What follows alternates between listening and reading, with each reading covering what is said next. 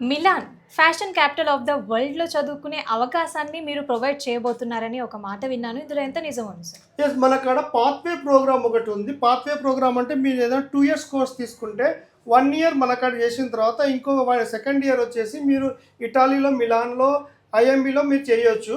ఈ అవకాశం ఇక్కడ ఉంది. అంతేకాకుండా మీరు ఒకవేళ మిలాన్ దాకా వెళ్ళలేరు అనుకుంటే మనకాడ ఐఎంబీ అసెస్మెంట్ కూడా జరుగుతుంది. ఆ ఎగ్జామ్ ఇక్కడ రాసినప్పుడు మీకు ఒక ఇంటర్నేషనల్ సర్టిఫికేట్ కూడా ఐఎంబీ మిలాన్ నుంచి మీకు వస్తుందండి.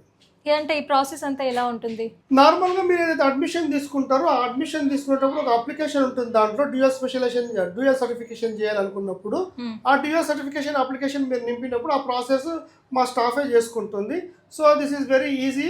మీకు వీసా కాడ నుంచి మీకు అక్కడ ఆఫర్ లెటర్ అవన్నీ మా స్టాఫే చూసుకుంటుంది. ఓకే.